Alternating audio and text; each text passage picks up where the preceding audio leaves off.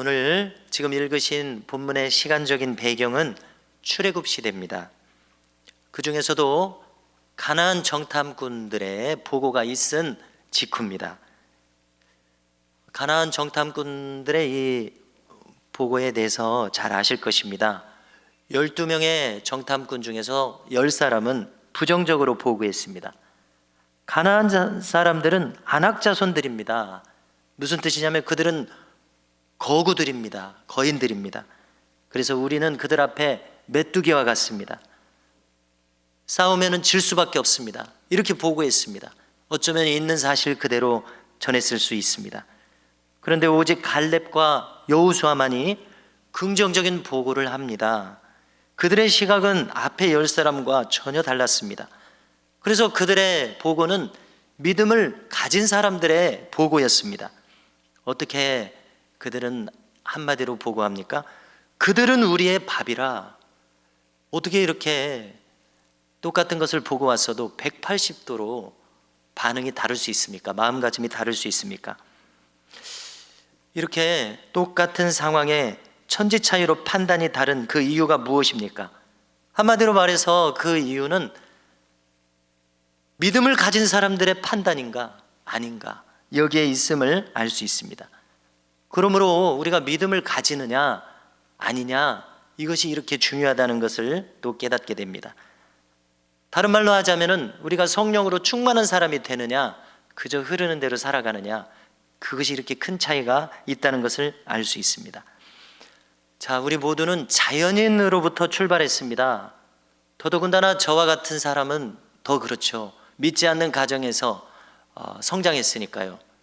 그래서 제가 젖먹이 때부터 다녔으니까 거의 모태신앙이긴 한데 모태신앙은 아니에요. 자연인으로 출발했습니다. 성령 없는 사람들이었습니다. 그렇지만 말씀을 듣고 깨달아서 성령 충만을 얻어야지만 우리가 바르게 살 수 있다는 것은 다 알고 계십니다. 오후 예배 참석하실 정도면 다 알고 계십니다. 그러므로 성도 여러분, 우리의 신앙생활에 분명 굴곡은 있습니다. 우리 모두는 완전하지 못합니다.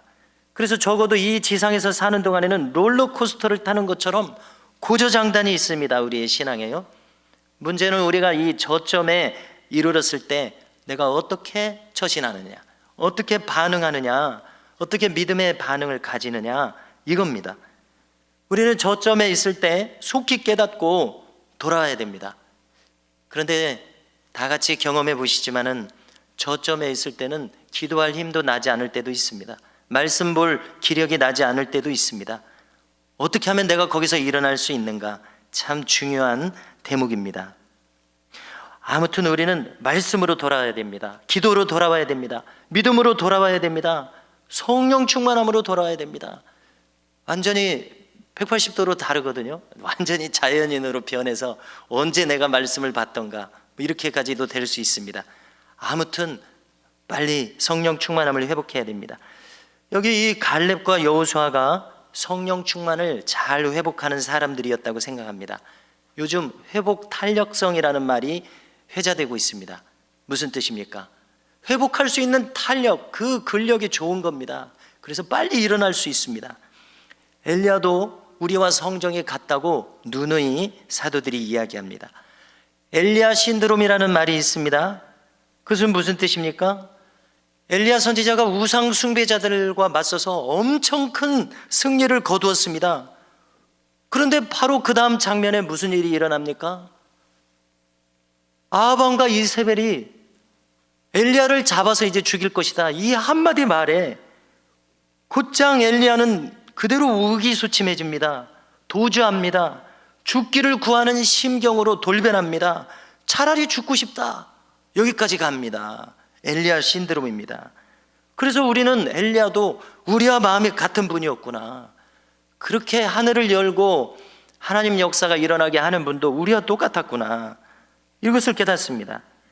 그래서 우리가 때때로 낙심하고 절망하는 것이 정상이라는 것을 알 수 있습니다.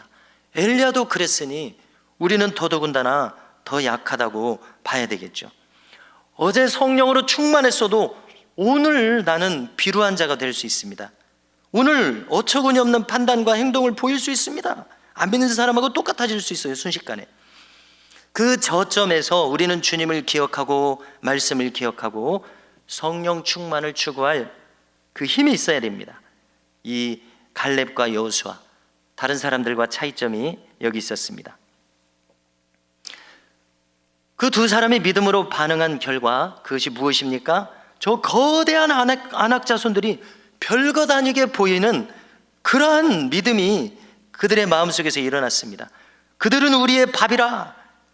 옛날 개역판 성경에 이렇게 표현되어 있습니다. 우리 개정판은 조금 다르게 돼 있더라고요. 정말로 믿음으로 충만한 사람들의 발언이 아닐 수 없습니다. 자, 이때 상황을 조금 더 살펴보면요, 출애굽 백성들이 전부 다 원망에 빠졌습니다. 그래서 이구동성으로 이야기하는 겁니다. 애굽이 더 좋았었다. 애굽이 차라리 우리가 광야에서 죽었으면 더 좋았겠다. 더 죽으면 더 좋겠다. 가나안 땅 들어가느니 여기서 죽었으면 좋겠다. 또 어떤 사람들은 우리가 지휘관을 따로 세우자. 그래서 애굽으로 돌아가자. 이렇게까지 나왔습니다. 지휘관을 따로 세우자. 모세를 전면 부정하는 것입니다. 모세를 세워서 이끄신 하나님을 부정하는 것입니다. 지금까지 인도하고 역사하신 하나님을 완전히 무시하는 발언이었습니다. 달리 말하자면 하나님의 존재를 무시하는 발언이었습니다. 완전히 하나님께 등을 돌리는 배역무도한 말이었습니다. 그렇습니다. 누구라도 이렇게 말할 수 있을 것입니다. 이렇게 불평할 수 있을 것입니다. 그러나 출애굽 백성들은 그렇게 말하면 안 되는 사람들이었습니다. 왜 그렇습니까? 우리가 10개라는 3시간이나 되는 대작 영화를 본다면은 그 감동을 다시 불러일으킬 수 있을 것입니다. 시간이 없어서 그렇게 못 보죠. 10가지 재앙을 통해서 홍해바다를 건너고 광야에서 그런 이적을 경험한 출애굽 백성들이라면 하나님을 배반해서는 안 되는 사람들입니다. 그렇지 않습니까? 그런 엄청난 경험을, 지금 이 자리에 있는 우리들은 그런 경험 해보지도 못했어요. 그런 엄청난 경험을 해본 사람들이라면 하나님 없다고 그렇게 하나님을 배반해서는 안 되는 사람들이었습니다. 자, 우리도 생각해 보십시오. 나를 누가 무시한다고 생각해 보십시오. 어떤 사람은 대놓고 나를 무시합니다. 또 어떤 사람은 은근히 나를 무시합니다. 아무튼 이렇게 존재를 무시당하는 것만큼 불쾌한 감정을 가지게 하는 것은 없습니다. 그런데 하나님을 생각해 보십시오. 존재를 무시당하실 수가 없는 하나님께서 그분 편에서는 인간이란 겨우 한 줌도 되지 않습니다. 그런 자들에게 무시당하시는 그 장면을 한번 떠올려 보십시오. 자, 우리에게 적용해서 한번 생각해 본다면요, 자, 우리는 종종 믿음으로 살아가던 분들이 쉽게 믿음을 버리는 것을 이렇게 옆에서 보게 됩니다. 하나님을 그렇게 쉽게 버릴 수 있는가? 참 놀랍죠. 참으로 쉽게 하나님을 배반합니다. 여기 이 사람들처럼 옛날이 좋았다, 애굽으로 돌아가자, 하나님 안 믿을 때가 편했다. 정말 하나님 신앙생활 안 하면 편한 점도 있긴 합니다. 예배를 안 드려도 되고 교회 안 나와도 되고 뭐 말씀 좀 못 읽어서 별로 이렇게 아이고 내가 오늘은 말씀 못 읽었구나 이런 생각도 안 들고, 또 기도도 안 해도 되고, 그렇게 하다가 순간 완전히 세상 사람들이 되어버리고 맙니다. 이렇게 쉽게 믿음을 버리는 경우가 종종 있습니다. 자, 이런 상황 속에서 오늘 말씀이 나왔습니다. 하나님이 이스라엘 백성들에 대해서 노하기를 더디하시고, 조금 이렇게 생각해 보면요, 이 구절이 얼마나 대단한 내용을 품고 있는지 모릅니다. 자, 성질 급한 사람에게는요, 이런 생각 자체가 없습니다. 노하기를 더디한다? 이런 개념 자체가 없습니다. 그렇죠. 노하기를 더디하다니요. 그냥 화나면 화내기 바쁘죠. 분노를 발산해버리기 바쁜데 한 단계 더 생각해서 내가 노하기를 더디해야지, 이런 사람이 없을 것 같아요. 그런 개념이 없습니다. 그를 통제하는 아무런 그 통제할 힘이 그에게는 없습니다. 자, 오늘 말씀의 주제는 바로 이 대목입니다. 노하기를 더디하시는 하나님. 하나님의 성품 중에 노하기를 더디하시는 성품이 있다는 것입니다. 우리가 잘 아시는 대로 하나님의 성품은 크게 두 가지로 나타납니다. 하나는 더할 나위 없이 인자하신 모습으로 나타납니다. 우리를 사랑하시는 하나님, 의인에게만 햇볕과 비를 주시는 것이 아니라 악인에게도 햇볕과 비를 주시는 온유하고 너그러우시고 자비로우신 하나님, 하나님의 놀라우신 성품입니다. 특징입니다. 그런가 하면 하나님은 또 이쪽 기둥, 공의로우심이 있습니다. 엄위하심. 그런데 오늘 말씀은요, 이 하나님의 공의로우심이 긴 시간, 긴 세월에 걸친 공의로우심이라고 설명하고 있습니다. 여백이 대단히 많은 공의로우심이신 것을 알려줍니다. 지금 즉각 심판하지 않으시고, 즉 노하기를 더디하시는 하나님에 대해서 지금 모세가 우리에게 알려주고 있습니다. 자, 우리가 쉽게 생각해 볼 수 있는 것은, 만일 하나님께서 성질 급한 어떤 사람처럼 즉각 심판하신다면요, 정말 제가 장담할 수 있다고 생각되는 것은, 지금 이 자리에 우리 중에 살아남을 수 있는 사람은 단 한 사람도 없을 것입니다. 우리의 언행 심사가 그릇될 때마다, 그때마다 즉각 하나님이 우리에게 심판하신다면, 그 하나님의 심판을 견뎌낼 수 있는 사람은 아무도 없을 것이라고 생각합니다. 노하기를 더디하시고, 자, 오늘 우리가 읽은 말씀 중에 이 대목은 사실 하나님이 직접 말씀하시는 대목이 아닙니다. 이것은 모세의 기도 속에서 나온 구절입니다. 그러니까 모세는 지금 이렇게 기도하고 있는 겁니다. 하나님은 노하기를 더디하시지 않습니까?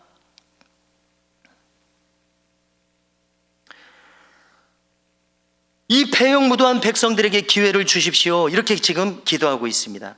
자, 왜냐하면요, 오늘 본문 바로 앞에 12절에서 하나님은 모세에게 뭐라고 말씀하시고 계시냐면은, 안 되겠다. 내가 이제 이 백성들 다 진멸하겠다. 그리고 다시 시작하겠다. 그래서 지금 이 백성들보다도 더 큰 나라, 더 많은 백성의 나라를 내가 너에게 이루게 하겠다. 하나님이 이렇게 이야기하시는 대목에서였습니다. 그러자 모세가 이제 기도하는 겁니다. 하나님은 노하기를 더디하시는 하나님 아니십니까? 자, 모세의 일생을 한번 생각해 보십시오. 모세가 지금 이렇게 기도하는 것 같습니다. 제가 애굽에서 나이 40에 사람을 쳐 죽이고 광야로 도주했습니다. 저는 거기서 끝났습니다. 모든 것이 저의 인생에서 단절되었습니다.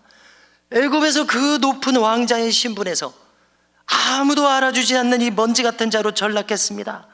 하나님께서 저를 버리셨으면 저는 거기서 끝났습니다. 이미 저의 인생은 끝났습니다.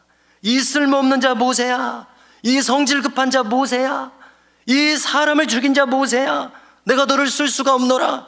하나님이 거기서 끝내셨으면 저는 끝났습니다.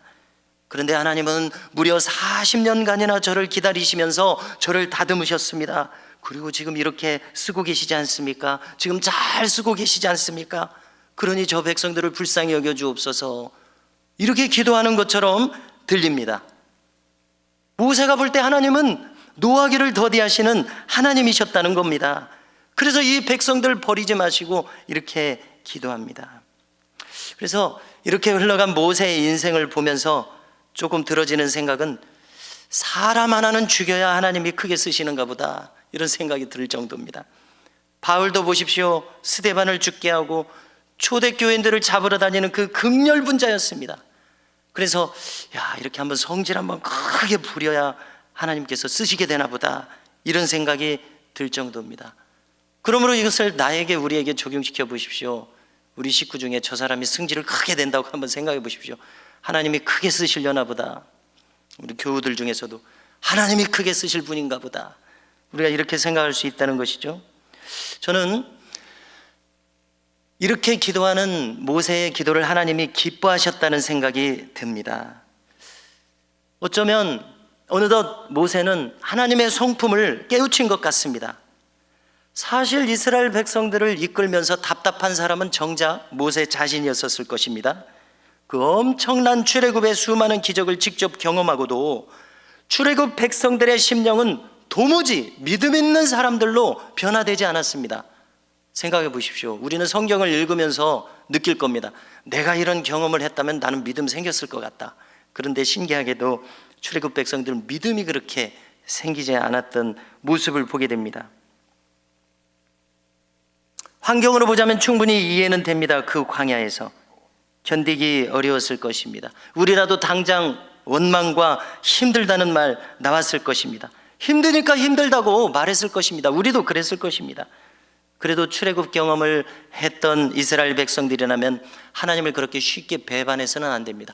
아무 일도 없었던 것처럼, 막 홍해바다 건넌 경험이 없었던 것처럼 지금 이렇게 하나님을 배역하게 하나님을 대하고 있습니다. 그래서는 안 되는 사람들이 지금 그렇게 하고 있습니다. 참으로 어리석은 인생들입니다. 자, 한번 생각해 봅니다. 분노는 무엇입니까? 분노의 경험이 없는 분이 있으십니까? 참 분노는 자연스러운 감정입니다. 아무리 온유한 사람이라도 분노할 상황은 만납니다. 여기 모세도 지금 만나고 있습니다. 또 하나님만큼 온유하신 분이 계십니까? 저 위에 계신 하나님도 이런 상황은 마주할 수밖에 없습니다. 불가피하다는 것입니다. 그런데 성경은 이 분노를 우리가 다스리는 법을 배워야 한다고 말씀합니다. 야고보 사도의 말씀을 들어보십시오. 자, 한번 보여주십시오. 내 사랑하는 형제들아, 너희가 알지니 사람마다 듣기는 속히 하고 말하기는 더디하며 성내기도 더디하라. 사람이 성내는 것이 하나님의 의를 이루지 못함이라. 아멘. 자, 여러분들 신약 성경에서 짧은 교훈을 얻고 싶으시면 야고보서를 읽으십시오.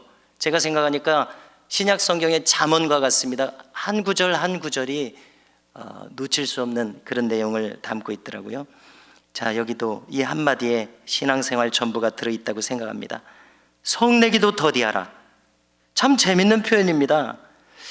이 말씀 하나만 나의 말씀으로 만들어도 우리는 신앙생활에 큰 유익을 얻을 것이라고 믿습니다. 왜냐하면 지금까지 우리 경험을 보면은 우리가 속히 분노함으로 일을 그르칠 때가 너무나 많았었기 때문에 그렇습니다. 아마 예외 없이 모든 분들이 그런 경험을 하지 않으셨을까 그렇게 생각합니다. 만일 내가 그 순간을 참을 수 있다면, 돌이킬 수 없는 그 상황을 너무나 많이 만들었어요. 연령이 높아가면 높아갈수록 돌이킬 수 없는 그 상황을 너무나 많이 만들었지 않나 생각합니다. 성내기를 더디하라. 참 깊이 새길 말씀입니다. 그리고 거듭 거론하듯이 이것이 바로 하나님의 성품인 것을 깨닫습니다. 노하기를 더디하시는 성품 말입니다. 제가 생각할 때 모세가 깨달은 하나님의 성품입니다. 자신의 생애를 보니까 하나님이 나에 대해서 노하기를 더디하신 것을 경험했기 때문에 이렇게 기도할 수 있었다고 생각합니다. 오늘 본문 조금 앞에 민수기 12장 3절을 보면은 생각할수록 재밌는 말이 나옵니다. 네, 보여주시는데요. 이 사람 모세는 온유함이 주변의 모든 사람보다 더하더라. 자, 모세 오경은 모세가 기록했기 때문에 모세 오경이라고 말한다는 것은 상식입니다. 자, 그런데 어떤 분들은 바로 이 대목을 읽으면서 민수기 12장이니까 20 몇 장까지 있지 않습니까? 민수기 한복판에서 모세가 이런 말을 쓸 수 있나? 자기에 대해서. 이 사람 모세는 온유함이 지면의 모든 사람보다 더하더라. 남 얘기하듯이 이것이 모세가 기록한 것일 수 있나? 이렇게 의심하고 주장합니다. 그런데 저는 이렇게 생각해 봤습니다. 성경이 그렇게 단순한 책이 아니다. 늘 읽을수록 성경은 그렇게 단순하지 않다.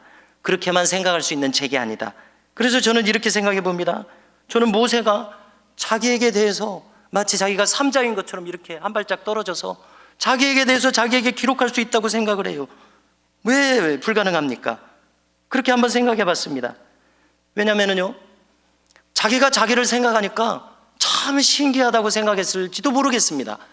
왜냐하면 40년 전에 자기는 사람을 쳐서 죽일 정도로 성질 급하기로 둘째가라면은 서러운 사람이었습니다.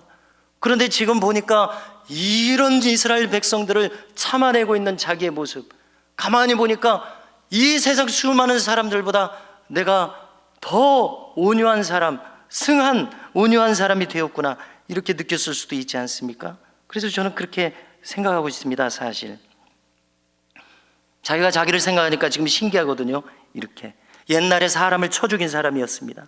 그런데 지금은 아닙니다. 얼마든지 가능하다고 믿습니다. 자, 잠언 16장 32절을 한번 보십시오. 노하기를 더디하는 자는, 자, 함께 읽고 싶네요. 함께 읽겠습니다. 시작. 노하기를 더디하는 자는 용사보다 낫고 자기의 마음을 다스리는 자는 성을 빼앗는 자보다 나으니라. 아멘. 자, 방금 읽은 잠언 구절도 사실 이 문장이 성립하는지 모르겠습니다. 노하는 것과 용사, 비교 대상일까요? 마음을 다스리는 것, 성을 정복하는 것, 비교 대상이 아닌 것 같은데 한 문장 안에 들어와 있습니다. 그런데 잠언 기자는 지금 어떻게 말하는 겁니까? 노하기를 더디하는 자, 그는 노하기를 더디하는 자가 용사보다 더 훌륭한 자이다. 자기 마음을 다스리는 자가 더 훌륭한 자이다. 성을 빼앗는 자보다. 이것을 말하고 싶은 것입니다. 참 깊이 새겨야 될 말씀입니다. 가만히 생각해 볼 때 하나님께서 우리에게 노하기를 더디하시는 것 자체가 복음인 것을 깨닫습니다. 왜냐하면 우리는 심판받았어도 이미 심판받아야 마땅한 자이기 때문입니다. 스스로 생각할 때요. 그런데 만일 우리도 노하기를 더디할 수 있다면 우리 주변의 많은 자들에게 우리가 복음으로서 나타나게 될 것이라고 믿습니다. 뿐만 아니라 나 스스로에게도 복음이 될 것입니다. 노하기를 더디하시는 하나님의 성품, 우리 모두도 추구할 수 있기를 주님의 이름으로 축복합니다.